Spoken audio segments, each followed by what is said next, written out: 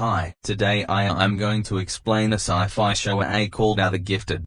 Spoilers are ahead, watch out and take care. This show is set in the Marvel Universe, where mutants with extraordinary abilities coexist with the humans. However, these mutants are frequently punished harshly if they use their abilities, particularly in public. One evening, we see a mutant woman named Clarice running away from a prison in Atlanta. Several police cars pursue her and eventually trap her in a dead-end street. In a desperate move, Clarice uses her powers to create a pink and blue portal.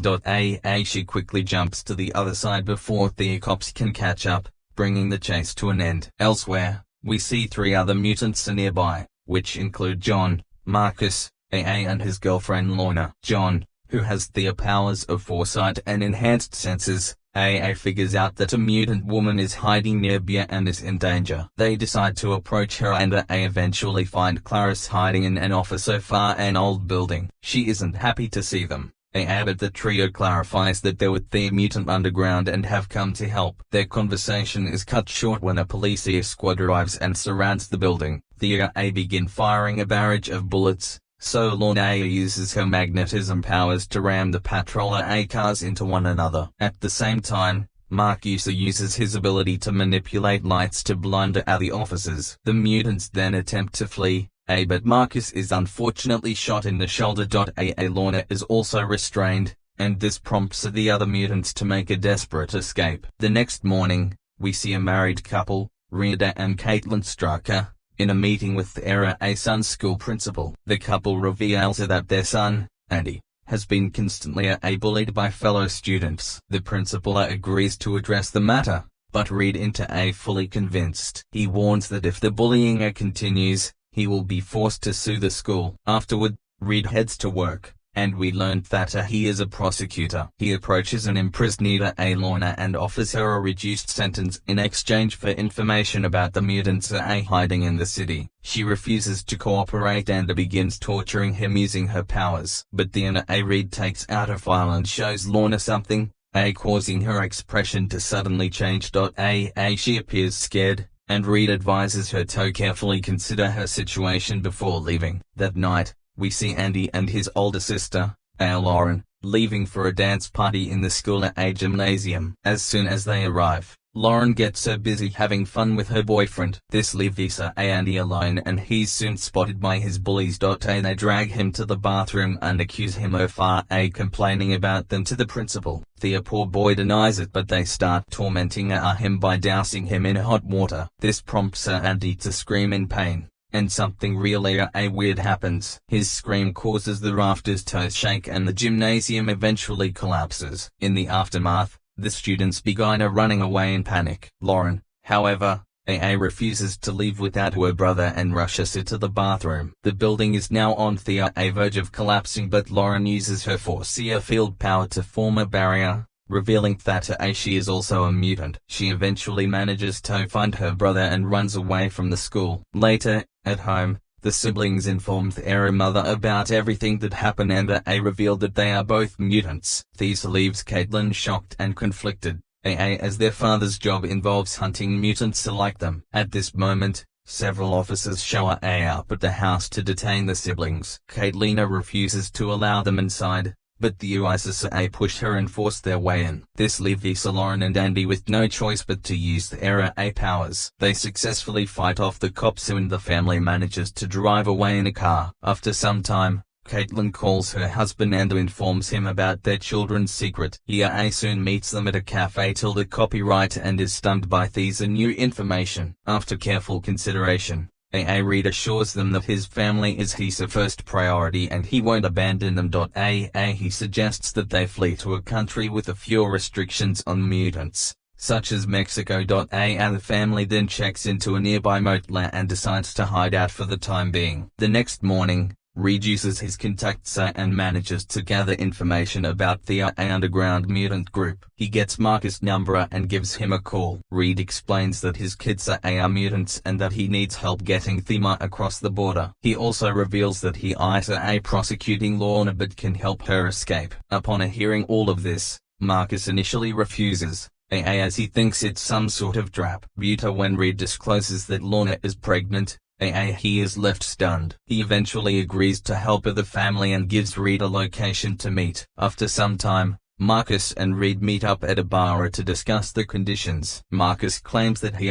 will get the family to safety, but Reed must stay with him until they help Lorna escape. That night, the Strucker family meets Marcus at a warehouse, and he promises to help them cross the border. But suddenly, the group is surrounded from all sides by several officers. The mutants use other powers to fight back, but the officers are equipped with special weapons and overpower them. Just when all hope seems to be lost, Clarisse and John show up to help. She quickly uses her power to create a portal, and the group passes through it one at a time. Everyone jumps and lands safely inside the mutant underground headquarters. But when it's Reed's turn to go through, Clarisse becomes too exhausted and collapses to the ground. The portal also closes, leaving Reed on the other side to be apprehended by the officers. Elsewhere, we see Lorna being transferred to a county jail, where she is met with hostility by the other inmates. There's an electric collar around her neck, which delivers a severe shocker whenever she tries to use her powers. Returning to Mutant HQ,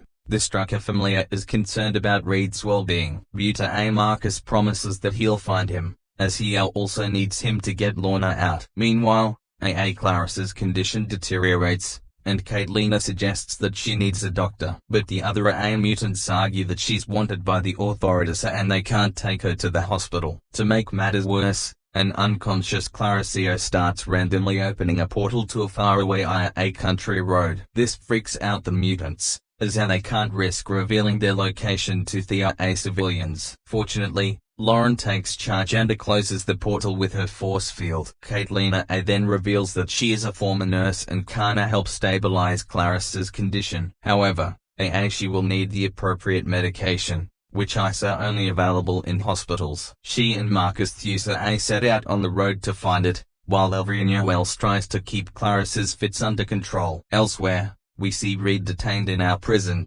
where an officer named J.C.R.A. Turner interrogates him. The officer tries to manipulate Reed into betraying the mutants, but the latter refuses. He instead appeals to his rights and demands the lawyer, but the officer warns him that the situation has escalated beyond the law. Meanwhile, Marcus and Caitlin arrive at our hospital, and she reveals that the medication they need is in the emergency room. Since they can't go in there without a proper reason, they expose Marcus' bullet wound on his shoulder. They then quickly head inside, pretending to be a couple. Afterward, a doctor stitches up his wound and speaks with Caitlina privately. He notices some bruises on her head and inquires if it is a case of domestic violence. But Caitlin dismisses his concerns and claims that it's just an accident. After the doctor leaves, she disguises herself as a nurse and steals the necessary medications. Meanwhile, at Mutant HQ, Clarisse's condition begins to worsen, and she starts creating portals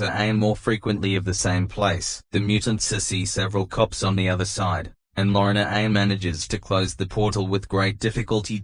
However, John senses that the cops are calling in a SWAT team, and they won't be lucky the next time. With no other option, the group decides to evacuate and begins to exit the building. Clarisse's portals continue to wreak havoc and tear the place apart. But before things can turn catastrophic, Caitlin arrives and administers the medication to Clarisse. This finally stabilizes her condition, and she returns to normal. In another scene, Jace meets with Reed again and shows him footage of cops interrogating his mother. An enraged Reed says that his mum has nothing to do with this, but JCRA doesn't care and threatens to charge his entire family with terrorism. In the end, Reed gives up and finally agrees to cooperate. But he has one condition: he will lead the cops to Mutant as long as they leave his family alone. Jace gladly agrees to the deal and informs Reed that he made the right choice. Elsewhere, the mutant group begins discussing how to get Lorna out of prison. Clarisse are their best option, as she is the only one with teleportation powers. Marcus thus suggests that John train her, just as he trained other mutants in the past. Later, John speaks with Clarisse, who reveals that she has been unable to use her powers since Hero A recovery. She also explains that her abilities are triggered by strong emotions like fear or love. A woman named Sonia who observes their conversation and later speaks with John privately. She is a mutant with the ability to alter or implant memories in others' minds. Sonia suggests planting a memory in Clarice's mind to make her believe she and Lorna were best friends, which would motivate her. However, John refuses, knowing that such an action could have severe long-term consequences. Later that night, Caitlin wakes up her children and informs them that she is sneaking out to meet their uncle Danny for help. The kids are against this idea, but they don't want to let her go alone. So, they offered to accompany her and protect her in case she is attacked. The next day, John starts training Clarice and instructs her to concentrate on something meaningful and important to her. However, he soon senses that Caitlin and the kids escaped last night and becomes worried. John quickly informs Marcus of the situation, warning that if the family is caught, they may be forced to reveal the mutant HQ's location. The men are frustrated by Caitlin's stupidity and set out to save the family before the cops reach them. Meanwhile, Caitlin and her kids arrive at her brother Danny's house, where the siblings exchange an emotional hug. He invites them inside, and Caitlin begs him to use his connections to get Reed released from the prison. However, Danny refuses, claiming that since the news broke, all influential people have cut ties with him. He states that his own family is at risk and that he does not want her to go to jail. Danny allows them to stay in the night and offers them all of the money from his safe, but that is the best he can do right now. In another scene, Jace attaches an ankle transmitter to Reed and frees him to carry out a sting operation. The transmitter will trace his location, and he won't be able to get rid of it unless he cuts off his leg. Afterward, Reed heads to the bar from earlier and approaches the bartender, who is also a mutant. He claims that he escaped from prison and begs the bartender to take him to Marcus so he can find his family. The bartender is suspicious at first but eventually agrees to take him to the drop-off location where the mutants will find him. In the meantime,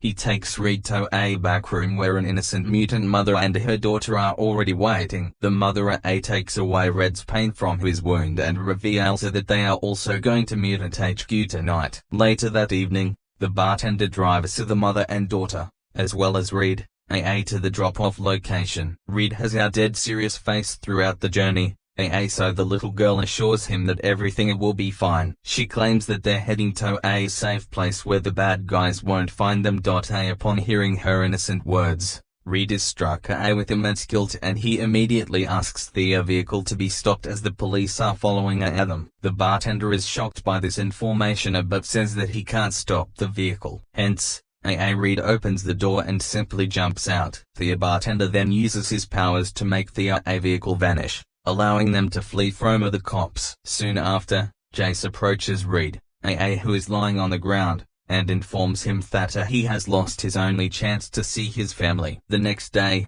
Caitlin continues to plead with her brother, but he refuses to change his mind. During this tense moment, Marcus and John arrive at the house and insist that Caitlin and the kids come with them. Daniel is shocked to see them and demands to know who they are. But they are interrupted by outside noises, which reveal that a group of neighboring men have gathered. They have learned of Caitlin's arrival and demand to see the mutant kids, who have a $300,000 bounty on their heads. Danny immediately heads out and tries to make the men leave. He claims that no one is in Sadia and that he's all alone. However, the men strike Donnie in the face and rush toward the house. These make Sandy very angry, so he uses his powers to break open the door. He now wants to fight them, but John and Marcus stop him from doing so. They instead get in a car and attempt to flee, but the mob of angry men begin chasing them. A desperate John then contacts Sonia and informs Hero of the gravity of the situation. Following this,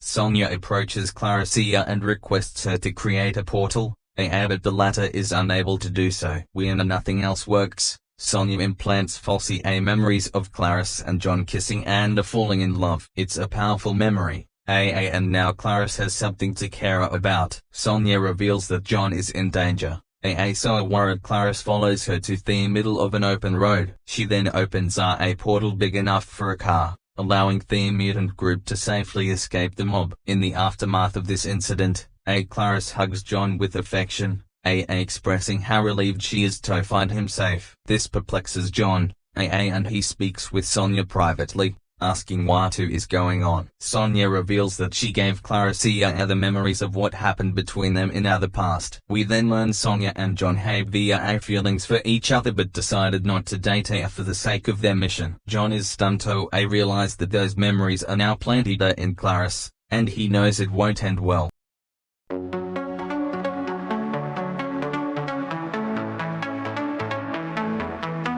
We used to dance under city lights. Now shadows echo empty nights. The boulevard where dreams reside is now the place where love has died. Hearts aching, stepping on glass. Memories of a love that couldn't last. Walking lonely in the cold night sway. Thoughts of you won't fade away.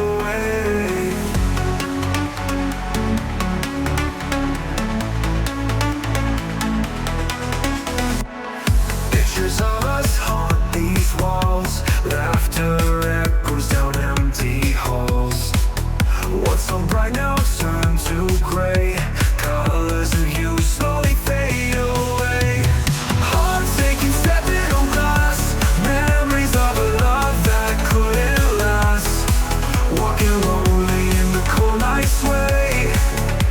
Thoughts of you won't fade away.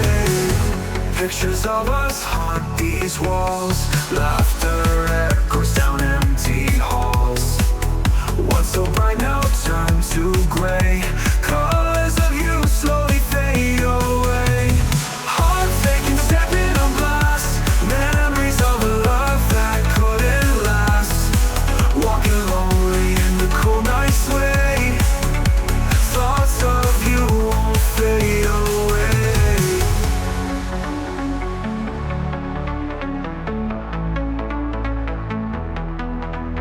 Your perfume lingers in the air, but there's no one else standing there.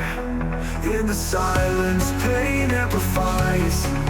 Love lost within your alibis. Hearts aching, stepping on glass. Memories